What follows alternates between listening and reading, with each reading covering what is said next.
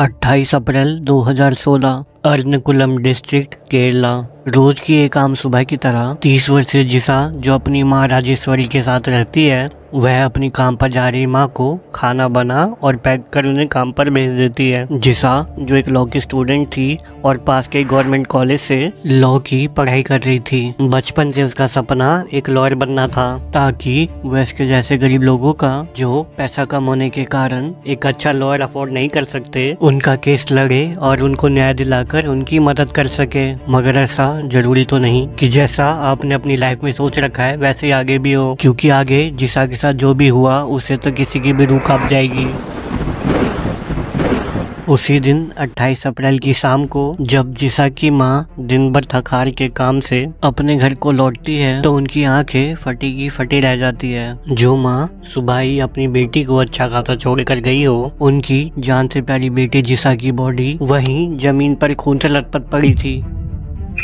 चारों तरफ खून ही खून था। शरीर के ऊपर के हिस्से के कपड़े गायब थे। उसकी बॉडी पर अनगिनत चाकू से गोदने के निशान थे और वहाँ उस बॉडी को देखकर लग ही नहीं रहा था कि यह वही हंसती खेलती लड़की है। और उनकी बेटी का इतना भयानक हाल देखकर उनकी चीखें निकल जाती है और वह दर्दनाक आवाज सुन वहाँ आसपास के लोग इकट्ठे हो जाते हैं। उन सबको भी ये देखकर यकीन नहीं हो रहा था। फिर वह एम्बुलेंस को बुलाकर उसकी बॉडी को हॉस्पिटल भेज देते हैं जहाँ उसका पोस्टमार्टम होता है। और जो पोस्टमार्टम रिपोर्ट में आया उसने सबको ऊपर से नीचे तक खिला के रख दिया था। उसके साथ बड़ी बेरहमी से दुष्कर्म हुआ था। उसकी बॉडी पर 38 इंजरी के निशान थे, जिसमें चीक्स, चिन और फेस एरिया पर बहुत सारे कट थे। और इतना ही नहीं, उसके जेनिटल एरिया को भी मल्टीपल टाइम्स टैप किया गया था।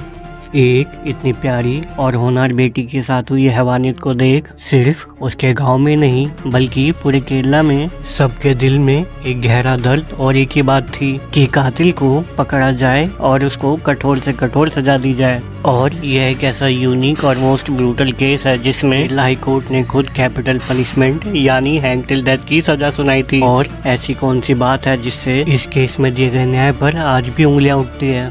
तो चलिए शुरू से शुरू करते हैं। आपका स्वागत है क्राइमिंग पर और आज हम बात करेंगे Kerala one of the most brutal case, the जिसा मर्डर केस।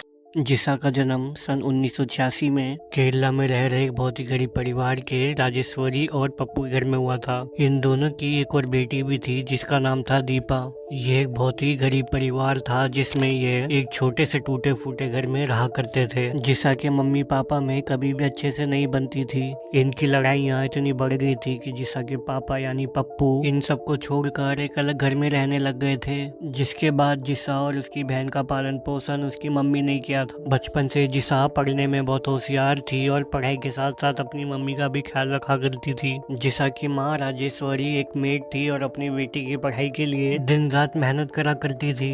अब ऐसे टाइम बीता और 12वीं करने के बाद जिसा ने वहीं अर्नकुलम के पास के गवर्नमेंट लॉ कॉलेज से एडमिशन लेकर अपनी लॉ की पढ़ाई चालू करी। जिसा पढ़ने में तो बहुत अच्छी थी ही लेकिन दिल की भी साफ लड़की थी। वह अपनी दोस्तों और सारी लड़कियों की पढ़ने में मदद भी करा करती थी। शायद इसीलिए उसे हर कोई कॉलेज में बहुत पसंद भी करता था और वो ऐसे ही लॉ की पढ़ाई पूरी करके लोगों की मदद करना चाहती थी। मगर वो कहते हैं ना कि अच्छे लोगों के साथ ही बुरा होता है, तो जिसा के साथ भी वही हुआ। जब जिसा घर में अकेली थी, उसके घर में एक शराब पिया हुआ आदमी नशे में धुत अपने हाथ में बोतल और एक चाकू लेकर उस पर हमला कर देता है। जिसके बाद जिसा विरोध तो करती है लेकिन वो उसे और पावर कर देता है। फिर इसके बाद वो उसके साथ बड़ी बेरहमी से दुष्कर्म करता है। जिसा बार बार उसे बचने की कोशिश करती है जिससे उसे गुस्सा आ जाता है और वो चाकू से उसको बड़ी बेरहमी से स्टैब करने लगता है। वो उसे जब तक नहीं छोड़ता जब तक उसकी जान नहीं चली जाती। यहाँ सबसे बड़ा दुर्भाग्य ये था कि जब ये सब हो रहा था तो शायद उस समय वहाँ पे आसपास कोई भी नहीं था। शायद इसीलिए जब वह चिल्ला रही होगी तो उसकी आवाज किसी ने नहीं सुनी और अब वह अपना सारा सामान वहाँ छोड़कर खिड़की से भाग जाता है। अभी तक जो इतने सारे सपने जिंदा थे अब उनको देख के एक पल में लग रहा है कि यहाँ पर सिर्फ जिसा ही नहीं उसके सारे सपनों का भी खून हो गया था।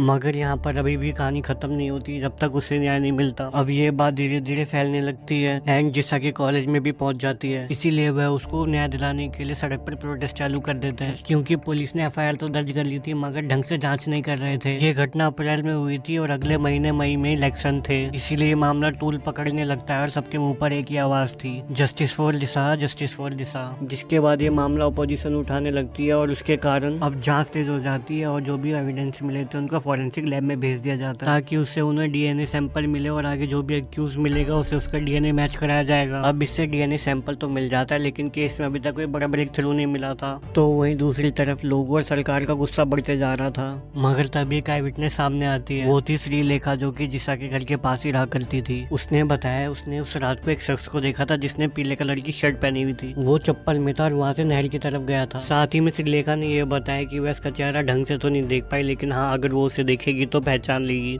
अब पुलिस को इतनी लीड काफी लग रही थी, इसलिए उन्होंने उन तमाम लोगों को ढूंढने लग गए जिन पे पीली शर्ट है। इसके दौरान जो भी पुलिस को जानकारी मिली थी वो उसकी ध्यान से समीक्षा करने लग गई। जैसे महिला का बयान कि अगर वो उसे देखेगी तो पहचान लेगी। दूसरा बयान के मुताबिक पुलिस को एक चप्पल भी मिली थी नहर के पास, जो कि हो सकता है कातिल की हो। तीसरी चीज, जिसा के घर पे एक चाकू भी मिला था और बाकी बचे कुछ एविडेंस जिनसे डीएनए मिला था। इन सारी की सारी रिपोर्टों को पुलिस ने संभाल के रखा हुआ था। अब इसके बाद पुलिस ने फिर से अपनी जांच चालू करी और जो आई विटनेस ने बताया था उसी के हिसाब से उस आदमी को ढूंढने लग गए जिसने पीले कपड़े पहने थे। और तभी उन्हें इत्तेफाक से एक आदमी मिलता है जो बताता है कि वह उस दिन वहाँ पर आम तोड़ रहा था, जो पीली शर्ट वाला आदमी उसे वहाँ पर दिखा था। उसने पीली कलर की शर्ट और चप्पल पहनी थी और वो नहर की तरफ जा रहा था। आगे उसने बताया कि वह उसे जानता है और वो इसी इलाके में रहता है। फिर उसने उसका नाम बताया और उसका नंबर भी दिया। अब पुलिस को जानकारी मिलते ही लगा कि अब तो किलर पकड़ा ही गया, क्योंकि जो दोनों आई विटनेस ने बताया था वो बिल्कुल उनका डिस्क्रिप्शन सेम था। दोनों ने पीली शर्ट वाले आदमी की बात बताई जो कि नहर की तरफ जा रहा था। अब पुलिस ने उससे बात करने के लिए उस नंबर पर कॉल लगाई, मगर उस आदमी ने वो कॉल नहीं उठाई, जिससे पुलिस का शक और गहरा हो गया। जिसके बाद पुलिस ने टावर से लोकेशन चेक करी तो पता चला कि वो वहाँ पर है ही नहीं, बल्कि वो वहाँ से कुन्नूर चला गया था, वो भी मर्डर के नेक्स्ट डे। ये भयानक घटना 28 अप्रैल को हुई थी और 29 अप्रैल को कुन्नूर चला गया था। अब जो पुलिस का शक था वो यकीन में बदल गया था, क्योंकि अब तीनों चीजें मैच हो रही थी। उन दोनों का बताना है कि उसने पीली शर्ट पहनी थी और इस आदमी का उसके अगले दिन वहाँ से चले जाना, क्योंकि अब सारी शक की सुइयां उसके ऊपर घूम गई थी।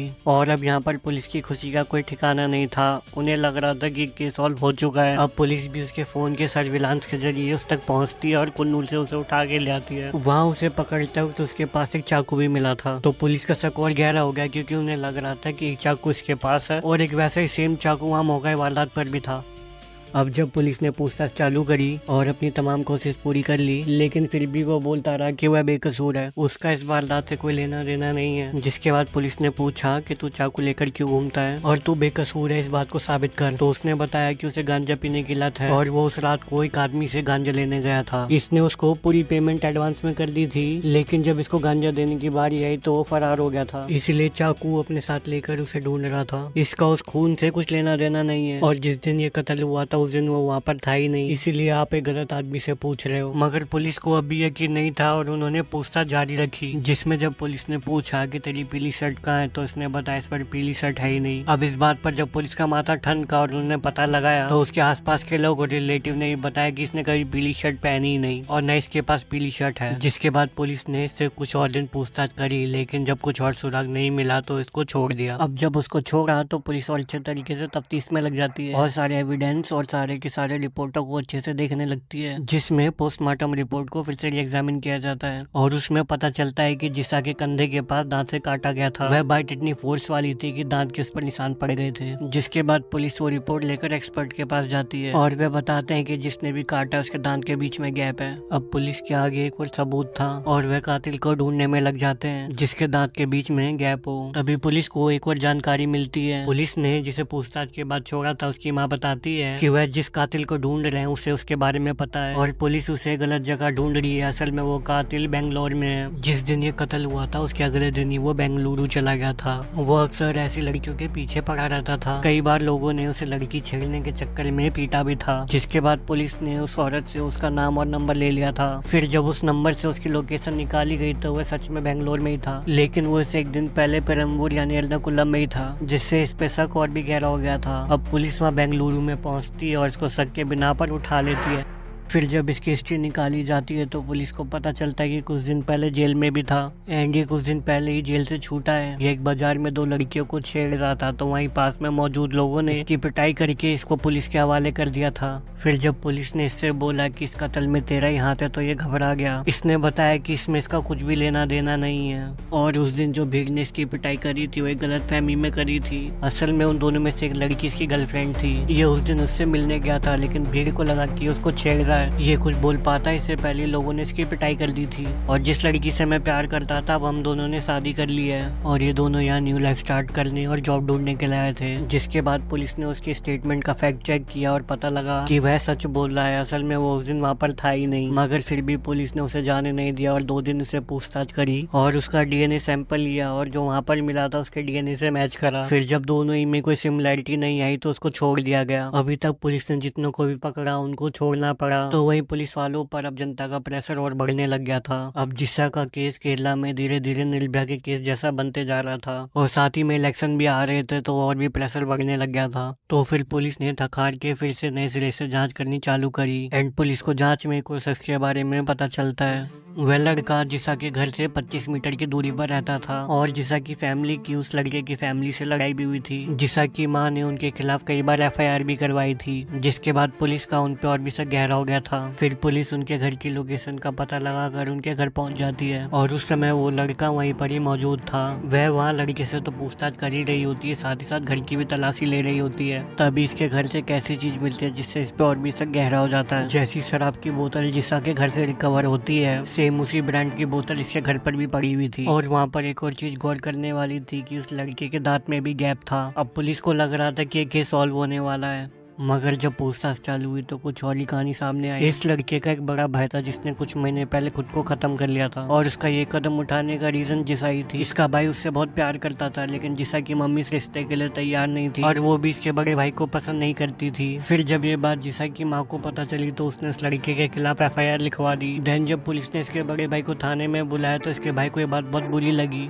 उसे लगा कि समाज में उसकी बहुत ज्यादा बेइज्जती हो गई है। उसके बाद जब वो घर आया तो घर में सबसे अलग और टूटा टूटा रहने लगा। कुछ दिन बाद इसके बड़े भाई ने खुद को ही खत्म कर लिया। अब पूछताछ के बाद पुलिस को लग रहा था कि हाँ इसी ने ये किया है, क्योंकि अब इनको मोटिव भी मिलने लग गया था। क्योंकि जब भी कोई पुलिस केस सॉल्व करती है तो सबसे पहले मोटिव ही देखा जाता है कि आखिर इस वारदात को अंजाम देने का कारण क्या होगा। और इस पर तो और भी शक गहरा था क्योंकि इसके घर में सेम ब्रांड की बोतल भी मिली थी। जिसके बाद पुलिस इसका डीएनए सैंपल फॉरेंसिक लैब में भेज देती है, मगर वहाँ पता चलता है कि इसका डीएनए सैंपल तो किलर से मैच ही नहीं करता। जिसके बाद पुलिस इसको कुछ दिन और रिमांड पर लेकर पूछताछ करती है, मगर उनके हाथ कुछ भी नहीं लगता और इसको छोड़ना पड़ता है। अब यहाँ भी सफलता ना मिलने के बाद पुलिस का मोरल डाउन हो जाता है क्योंकि जनता में इस बात को लेकर पहले से बहुत आक्रोश था, लेकिन वो अब आक्रोश और भी बढ़ते जा रहा था। और एक डेमोक्रेसी में जनता ही जनार्दन होती है, इसीलिए उस समय की करंट केरला गवर्नमेंट पुलिस की टीम को चेंज कर देती है, जिसके कारण इस केस में इन्वेस्टिगेशन फिर से 0 लेवल से चालू होती है। लेकिन पुलिस इस बार एक नया तरीका अपनाती है। पुलिस इस बार जो दांतों के बीच में जो गैप था उनका प्रिंट आउट निकलवा लेती है और वहाँ के पूरे इलाके में बंटवा देती है कि अगर कोई भी ऐसे शख्स को जानता है जिसके दांतों के बीच में ऐसा गैप हो तो वो फटाफट पुलिस को बताए, जिससे कि पुलिस को उसको पकड़ने में आसानी होए और किलर जल्द से जल्द पकड़ा जाए। और यहाँ एक हैरानी की बात ये होती है कि तरीका काम भी आने लगता है। एक दिन वहाँ थाने में 2 महिला आकर बताती है कि वो एक ऐसे आदमी को जानती है जिसके दांतों में ठीक ऐसे गैप है और वो एक लेबर एक मजदूर है जो कि उस दिन इस इलाके में मौजूद था। जिसमें उन दोनों में से एक औरत ने ये भी बताया कि उस दिन उसने पीली कलर की शर्ट पहनी थी और वो साइकिल से जिस्सा के घर के पास से भी गुजरा था।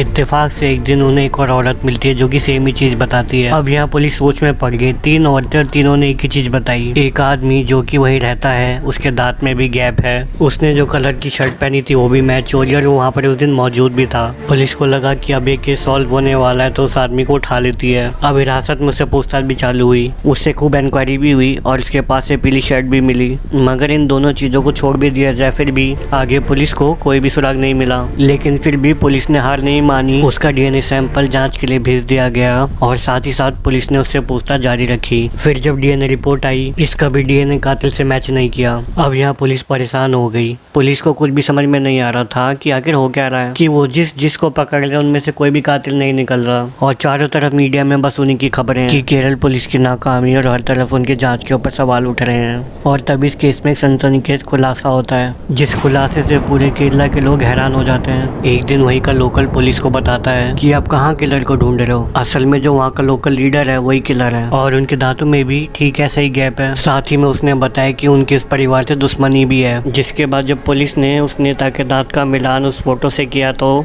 उन नेता के दांत बिल्कुल मैच हो रहे थे। जिसके बाद पुलिस को एक मोटिव भी चाहिए था, जिस पर उस लोकल आदमी ने बताया जिसा की माँ लोकल लीडर के घर पे डोमेस्टिक हेल्प का काम करती थी। जिसके बाद कोई इनका झगड़ा हो गया था और उन्होंने वहाँ से काम छोड़ दिया था। एंड जिस दिन ये कत्ल हुआ था उससे ठीक 3 दिन पहले यानी 25 अप्रैल को उनका बेटा जो विदेश में पढ़ाई करता था अपने घर आया था। जिसके बाद पुलिस को भी पूरा शक हो गया था, हाँ यही लोकल लीडर ही किलर है। मगर पुलिस उन पर हाथ डालने से पहले डर रही थी क्योंकि वो एक पॉलिटिशियन था। लेकिन उस समय केरला असेंबली का इलेक्शन चल रहा था। फिर अचानक से ये इन्फॉर्मेशन लीक हो जाती है क्योंकि इलेक्शन के समय सभी की पैनी नजर इन सब मामलों पर होती है और ऐसी इन्फॉर्मेशन छुपाना किसी के बस की बात नहीं। और अब ये धीरे धीरे केस भी एक हाई प्रोफाइल केस बनते जा रहा था। अब देखते देखते इन्फॉर्मेशन हर अखबार में पहले पेज पर छपने लगी थी। साथ ही साथ इसमें अपोजिशन पार्टी का भी दबाव बढ़ते जा रहा था। अब पुलिस मरती क्या ना करती, इसीलिए उन्होंने केस में आगे इन्वेस्टिगेशन करने का फैसला लिया। और फर्दर इन्वेस्टिगेशन में पुलिस को आगे पता चला कि इसमें 2 बातें तो बिल्कुल सच है। सबसे पहले उस पॉलिटिशियन का लड़का 25 अप्रैल को अपने घर आया था। दूसरा, उन लोकल लीडर के दांत की बनावट बिल्कुल सेम थी। लेकिन इसके अलावा क्राइम सीन पर मौजूदगी और बाकी कोई और भी चीज नहीं मिल रही थी। तो इस पर पुलिस ने सोचा चलो कुछ अलग तरीके से इन्वेस्टिगेशन करते हैं। तो वे इस बार जिसा की माँ से पूछताछ करने चले गए और वहाँ उनसे पूछते हैं कि क्या आपकी लड़की के मर्डर में क्या लोकल लीडर कहाँ था। जिस पर जिसा की माँ का एक अलग ही चौंकाने वाला बयान आता है। वह आगे बताती है कि उनकी कभी उनसे लड़ाई हुई नहीं थी, उल्टा वो तो हमेशा उनकी मुसीबत में मदद करते थे।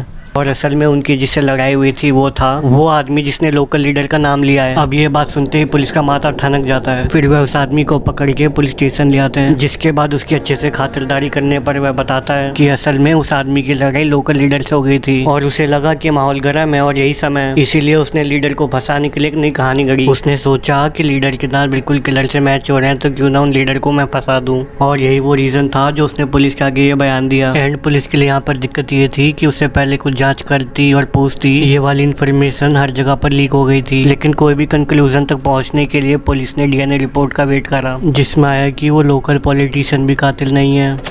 और पुलिस को यही समझ में नहीं आ रहा कि हो क्या रहा है। अभी तक इतने सारे लोगों से पूछताछ हुई है फिर भी कोई प्रोग्रेस नहीं। जिसके बाद पुलिस को एक बार शक से पता चलता है कि उसे एक बस ड्राइवर पर शक है। वो अक्सर लड़की और महिलाओं का पीछा करता है एंड कई बार तो उनके घर और गेट के आगे टॉयलेट भी करता है। और इतना ही नहीं, वह शख्स आगे ये भी बताता है कि वो आदमी जिसा के घर से मात्र 25 मीटर की दूरी पर रहता है। साथ ही साथ उसने उसके हुलिये के बारे में बताया कि उसके दांत में भी ठीक किलर के दांत के जैसा गैप है। जिसके बाद पुलिस ने उस आदमी को बोला कि वह ड्राइवर को मैसेज करके बोले कि पुलिस ने उसे थाने में बुलाया है। जिसके बाद वो आदमी ठीक वैसा ही करता है। लेकिन ये खबर जैसे ड्राइवर को पता चलती है वह वहाँ से फरार हो जाता है। अब इस बात का पता चलते ही पुलिस का उस पर शक और गहरा हो जाता है। जिसके बाद पुलिस उसका लोकेशन फिर से पता लगाती है एंड लोकेशन मिलते ही उसे थाने पकड़ के ले आती है। और अब वहाँ उससे इंक्वायरी चालू होती है जिसमें पुलिस उससे पूछती है कि क्या इस खून में तेरा हाथ है, तो वह मना कर देता है। जिस पर पुलिस का उससे दूसरा क्वेश्चन ये होता है कि वह भागा क्यों था। तो वह बोला कि उसे लगा कि किसी लड़की या फिर औरत ने उसके ऊपर छेड़छाड़ का केस कर दिया है। जिसके बाद पुलिस ने उसका भी डीएनए सैंपल लेकर जांच के लिए भेज दिया और इसमें भी वही आया कि ये भी कातिल नहीं है। अब यहाँ पे पुलिस का और माथा खराब हो जाता है, उन्हें समझ में नहीं आ रहा है कि हो क्या रहा है। इतने में लोगों में एक और अफवाह उड़ जाती है कि इसमें एक पुलिस वाले का हाथ है, इसीलिए वह पकड़ा नहीं जा रहा। और ये अफवाह इसलिए उड़ी क्योंकि जहाँ पर ये पुलिस पूछताछ करा करती थी वहाँ पर एक शख्स को पूछताछ के लिए लाया जाता था और उसके मुंह पर काला कपड़ा बांध कर लाया जाता था। और वो आदमी और कोई नहीं, एक पुलिस वाला ही है जिसे मुंह पर काला कपड़ा बांधकर इसलिए लाया जा रहा था क्योंकि वह पुलिस वाला था और पुलिस वाले नहीं चाहते थे इससे उनके डिपार्टमेंट का नाम बर्बाद हो। फिर जब ये रूमर मीडिया में फैलने लगे तो पुलिस ने चीजें सामने आकर क्लियर करी कि नहीं, ऐसा कुछ भी नहीं है। अब ठीक उसके बाद पुलिस के आगे एक और सस्पेक्ट आया था और वो आदमी एक म्यूजिक टीचर था जिसने पहले कभी जिसा को म्यूजिक सिखाया था। एंड इन पर शक इसलिए आया था क्योंकि जब जिसा की कॉल डिटेल खंगाली गई थी तो इनका नंबर भी उसकी कॉलिंग लिस्ट में था और वो जो कॉल हुई थी वो ठीक कत्ल से कुछ देर पहले हुई थी। इसीलिए पुलिस ने उन्हें शक के बिना पर बुलाया था। जिस पर म्यूजिक टीचर ने पुलिस से बोला था कि मार्केट में उसकी बहुत वैल्यू है और मेरे स्टूडेंट मेरे से बहुत प्यार करते हैं, इसीलिए जब मेरे को पूछताछ के लिए बुलाया जाए तो मेरी पहचान को गुप्त रखा जाए। आपको जो भी चीज चाहिए, डीएनए सैंपल, जो भी चीज चाहिए ले लो, लेकिन मेरा चेहरा रिवील मत करो। इसीलिए वह अपना चेहरा ढककर आया करता था जिसे लोगों ने गलती से समझ लिया था कि ये पुलिस वाला है। फिर उससे पूछताछ भी हुई और उसका सैंपल भी लिया गया, लेकिन उसका भी डीएनए किलर से मैच नहीं हुआ और इसे भी छोड़ना पड़ा। अभी तक 7 ऐसे मेजर सस्पेक्ट थे जिनसे पूछताछ हुई थी और 20 ऐसे थे जिन पर ज्यादा शक नहीं था, लेकिन इन सब की पूछताछ और जांच करने के बाद भी कातिल अभी तक नहीं मिला था। अब ऐसे टाइम बदला और टाइम के साथ सरकार भी बदल गई। अब सरकार के बदलते इन्होंने अपना काम चालू करा, क्योंकि उन्होंने ये वादा किया था कि जब उनकी सरकार आएगी तो एक केस को सॉल्व करेंगे। इसीलिए उन्होंने नई सरकार की शपथ लेते ही एक पुलिस की SIT टीम का गठन किया, जिसमें एक सीनियर रैंक की police officer lady ADG D Sandhya उसकी अध्यक्षता कर रही थी। अब इन्होंने भी केस की इन्वेस्टिगेशन की शुरुआत बिल्कुल जीरो से की थी और लगभग 20 लाख से ज्यादा फोन कॉल के डिटेल खंगाले।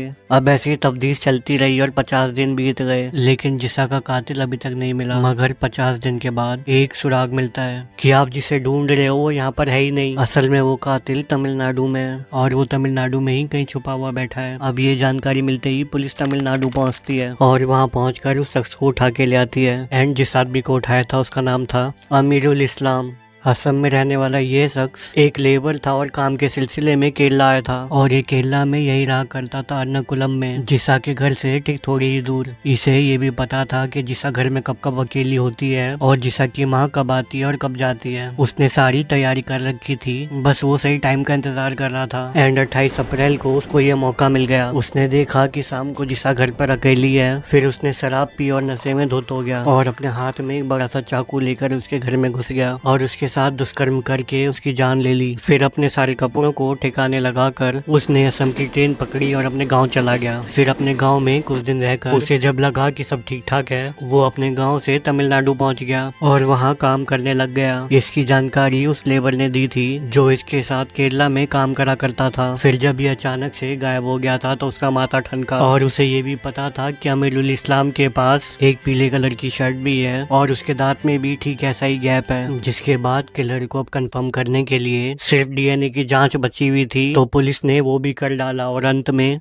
DNA भी मैच हो गया और ये कातिल साबित हो गया। फिर इसे सजा दिलाने के लिए कोर्ट ले गए और इसका मुकदमा लोअर कोर्ट में लड़ा गया। इसके सारे फिंगरप्रिंट और DNA मैच हो गए थे। 100 से भी ज्यादा विटनेस सामने आए थे। 150 पुलिस वालों से पूछताछ हुई थी। 1500 लोगों से इंटरोगेशन हुई थी। 4500 से भी ज्यादा लोगों के फिंगरप्रिंट एग्जामिन किए गए थे। तब कहीं जाकर अमीरुल इस्लाम पकड़ा गया था और अमीरुल इस्लाम के ऊपर इंडियन IPC यानी इंडियन पिनल कोड के कई सेक्शन लगाए गए थे। सेक्शन 449, 342, 376, 376A, 201, 202 और 302 लगाए गए थे। जिसके बाद इसे सेशन कोर्ट ने लाइफ टाइम इम्प्रिजमेंट यानी उम्र कैद की सजा सुनाई थी। लेकिन 20 मई 2024 में केरला हाई कोर्ट ने इसे बदलकर इसको कैपिटल पनिशमेंट यानी फांसी की सजा सुनाई थी। जिसके बाद अमीरुल इस्लाम के घर वालों ने सुप्रीम कोर्ट में इस फैसले के खिलाफ एक पिटीशन डाली थी, जिस पर सुप्रीम कोर्ट ने इस फैसले पर स्टे लगा दिया था और साथ ही में एक स्पेशल बोर्ड बनाया गया जिसमें अमीरुल इस्लाम का मेंटल हेल्थ चेकअप होना था और इस केस पर जब तक स्टे बना रहेगा, जब तक इस पर आखिरी फैसला नहीं आता। इस केस में हुए इन्वेस्टिगेशन और फैसले पर कई सवाल भी उठे थे। अमीरुल इस्लाम के घर वालों का इस पर कहना था कि उसे जानबूझ के फंसाया जा रहा है और कई एविडेंस के साथ छेड़छाड़ भी हुई है। उनका कहना है कि क्राइम सीन के पास जो चप्पल मिली थी वो चप्पल 11 नंबर की थी, जबकि अमीरुल इस्लाम को 9 नंबर की चप्पल आती है और उसका शरीर भी ऐसा हट्टा कट्टा नहीं है जो कि जिसा की साइज की लड़की को ओवर पावर कर पाए। और कई लोग तो जिसा की मदर राजेश्वरी पर ही शक करते हैं और इल्जाम लगाते हैं कि असल में जिसा का खून उसकी माँ ने ही करवाया था, क्योंकि उनका और उस लोकल लीडर का चक्कर चल रहा था। और जब ये बात जिसा को पता चली तो उन्होंने उसको मरवा दिया। और साथ ही में उनका ये कहना है कि जिसा की हत्या के बाद जो सरकार और लोगों से पैसे मिले थे जो कि क्राउड फंड से जुटाए गए थे, उन्होंने उस पैसे को लॉटरी टिकट खरीद के पैसे बर्बाद कर लिए थे। लेकिन इस पर जिसा की माँ का कहना है कि उन्हें फर्क नहीं पड़ता कि लोग उन्हें क्या कहते हैं और इन सब बातों में कोई दम नहीं है। और क्राइमिंग पर भी हमारा कहना है कि जब तक कोई आरोप पूरे साबित नहीं हो जाते कोई भी गिल्टी नहीं है। मगर इन सब पर आपका क्या कहना है आप कमेंट में बता सकते हैं। हमारा काम था कि सारी बातों को स्पष्ट रूप से बताया जाए। वीडियो में यहाँ तक बने रहने के लिए बहुत बहुत धन्यवाद और जय श्री श्याम।